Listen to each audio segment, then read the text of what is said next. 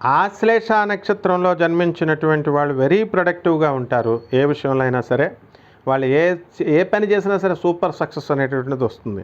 And administrative ఫ్రేమ్వర్క్లో బ్రహ్మాండమైనటువంటి అధికారంని చలాయిస్తారు, success అవుతారు వాళ్ళు. అలాగే ఎడ్యుకేటెడ్ కానప్పుడు వాళ్ళ ఓన్ బిజినెస్ స్టార్ట్ చేసి ఎక్స్పోనెన్షియల్గా ఏజ్ 40 వరకు ఎదుగుతూ ఉంటారనమాట. ఈ ఆశ్లేష నక్షత్రంలో తొందరగా రిటైర్ అవ్వాలి అని చూసుకుంటారు. థ్యాంక్ఫుల్గా లగ్జరీగా కూడా బ్రతకాలి, విలాసవంతంగా బ్రతకాలని కోరుకుంటారు. అండ్ ఈ the lady however shouldn't pay heed to the bobs of others when doing business చేస్తున్నప్పుడు ఇతరులకి బలిపశువు కావాల్సినటువంటి అవసరం లేదు, ఇతరుల యొక్క ప్రలోభాలకు లొంగాల్సినటువంటి అవసరం లేదు. అలాగే వీళ్ళంతా కూడా ఆశ్లేష నక్షత్రంలో వెరీ ఫ్యామిలీ ఓరియంటెడ్ పర్సన్గా ఉంటారు. ఫ్యామిలీ అంటే ఎక్కువ ప్రేమిస్తారు, అభిమానిస్తారు. అలాగే she is not limited to being just that, అంతవరకే తన పరిధిని ఉంచుకోదు, ఇతర వ్యాపారాలు చేస్తారు. కంపాటబిలిటీ కూడా చాలా చక్కగా ఉంటుంది. ఎవరితో వాళ్ళ యొక్క భర్త యొక్క ఆడబడుచులతో, భర్త యొక్క చెల్లెలతో, అక్కలతో, తర్వాత హస్బెండ్తో కూడా బాగా ఉంటారు. మరి అత్తగారులతో కూడా వాళ్ళు ఫ్రీడమ్గా ఉంటారు. ఆ ఫ్రీడమ్ ఆఫ్ చాయిస్ తీసుకుంటారు. She gets in a family. అలాగే ఈ ఆశ్లేష నక్షత్రం వాళ్ళు ఎక్కువ మదర్తో అటాచ్ అయి ఉంటారు. అలాగే ఫాదర్ కంటే కూడా మదర్తో ఎక్కువ అటాచ్ అయి ఉంటారు. అండ్ సిగ్నేచర్ వల్ల కొన్నిసార్లు వాళ్ళు ఫెయిల్యూర్స్ అవ్వడానికి అవకాశాలు ఉంటాయి. ఇకపోతే హెల్త్ దగ్గరికి వచ్చేసరికి వీళ్ళు మోర్ యాక్టివ్గా ఉంటారు. స్త్రీలు, ఆశ్లేష నక్షత్రంలో పుట్టిన స్త్రీలు ఎక్కువగా యాక్టివ్గా ఉంటారు మగవాళ్ళ కంటే కూడా. అలాగే she is more prone to coming under the influence of drugs తీసుకోవడానికి, మత్తు పదార్థాలకి బానిసలు అవ్వడానికి అవకాశాలు ఫ్యూచర్లో ఉంటాయి. అందువలన ఈ ఆశ్లేష నక్షత్రంలో ఈ సిమ్టమ్స్ అన్నీ కూడా బాడీలో ఉన్నప్పుడు డ్రాప్సీ, జాండిస్, ఇండైజెషన్, హిస్టీరియా ఇలాంటి రోగాలు రావడానికి అవకాశాలు ఉంటాయి. మరి అలాంటి స్నేహితుల దగ్గరికి వెళ్ళకండి, మత్తు గిత్తు అవన్నీ తీసుకోకండి. అలాగే నర్వస్ బ్రేక్ డౌన్స్ అవ్వడానికి అవకాశాలు ఉంటాయి. అంటే అంతమంది అయిపోతారండి అంటే ఆశ్లేష నక్షత్రం వాళ్ళు ప్రతి ఒక్కళ్ళు ఏం అవరు. అందులో కొంతమంది వాళ్ళ ఇండివిజువల్ చార్ట్లో జాతకాలను బట్టి బాలేనటువంటి వాళ్ళకి అలా డ్రగ్స్కి అటువంటి ఫ్రెండ్స్ ఎదురవుతారు, భ్రష్టత్వం చేస్తారు.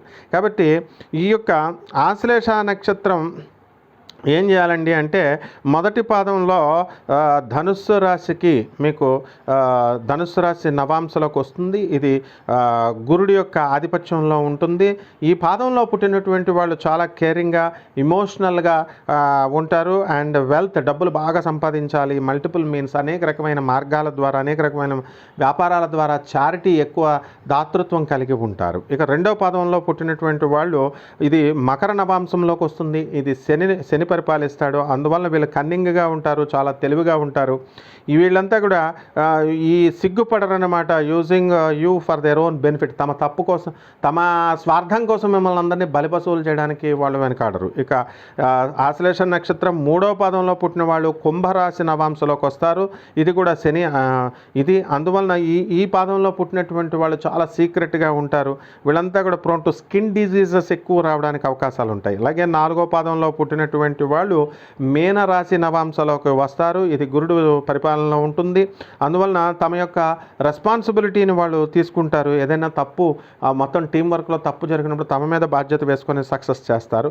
అండ్ ధన సంపాదన ఎంతో ఎక్కువగా సంపాదిస్తారు. అలాగే హ్యాపీనెస్ అనేటటువంటిది చాలా ఎక్కువగా ఉంటుంది. కాబట్టి ఈ ఆశ్లేష నక్షత్రం పుట్టిన వాళ్ళు అత్తగారులు చనిపోతారు అని చెప్పేటటువంటి వాళ్ళకి చెప్పే మూర్ఖులు అయినటువంటి జ్యోతిష్కులు వాళ్ళు చెబుతుంటే ఈ ప్రజలు కూడా తానా తందానా అంటూ చదువు సంధ్యలు లేకపోతే ప్రజలు తెలుసుకోవాలి పండితుల దగ్గర నుంచి. ఒక గరికపాటి నరసింహారావు గారు, ఒక చాగంటి కోటేశ్వరరావు గారు లాంటి పండితుల వీళ్ళు చెప్పేటటువంటి వాళ్ళు, వీళ్ళు పొట్టకూటి కోసం జ్యోతిష్యం చెప్పుకునేటటువంటి వాళ్ళు. చదువు ఉందా లేదా, శాస్త్రం ఉందా లేదా, శాస్త్రం చదువుకున్నారనేటటువంటిది తెలుసుకోవాలి. మీరే ఎంకరేజ్ చేస్తారేమంటే అత్తగారు బాగున్నది కదండి, అత్తగారు చచ్చిపోతారు కదండి, మీ ఇళ్లలోనే పుడతారు ఆశ్లేష నక్షత్రం వాళ్ళు. ఇప్పుడు పుట్టకపోవచ్చు, మీ కూతుర్లకు పుట్టొచ్చు, మీ కొడుకులకు పుట్టొచ్చు, మీ మనవళ్ళకు పుట్టొచ్చు. కాబట్టి తస్మాత్ జాగ్రత్త, ప్రజల్ని తప్పుదోవలో పట్టించొద్దు. శాస్త్రాలు ఎప్పుడు తప్పు చెప్పవు. ఇవన్నీ కూడా పుస్తకాల్లో ఉన్నాయండి అంటే అవన్నీ నకిలీగాళ్ళు, నకిలీ జ్యోతిషంగాళ్ళు, చదువు సంధ్యలు లేనటువంటి వాళ్ళు, మహర్షుల పేర్లు చెప్పుకొని ఇరికిచ్చినటువంటి స్వార్థపూరితమైనటువంటి జ్యోతిష్కులు చెప్పినవి. కాబట్టి జాగ్రత్తగా ఈ ఆశ్లేష నక్షత్రం అద్భుతమైనటువంటిది. ఈ ఆశ్లేష నక్షత్ర జాతకులు ఎవరైతే ఉన్నారో ఇటువంటి పుకారులు లేపేటటువంటి వాళ్ళని తోళ్ళు మీరు తీయండి. ప్రజలవనియండి, వాళ్ళు మీ బంధువులైనా, మీ స్నేహితులైనా, ఆ కపట జ్యోతిష్కుల గాళ్ళైనా వాళ్ళందరూ తోళ్ళు మీరు మీరు తీస్తేనే సమాజం బాగుపడుతుంది. శుభమస్తు.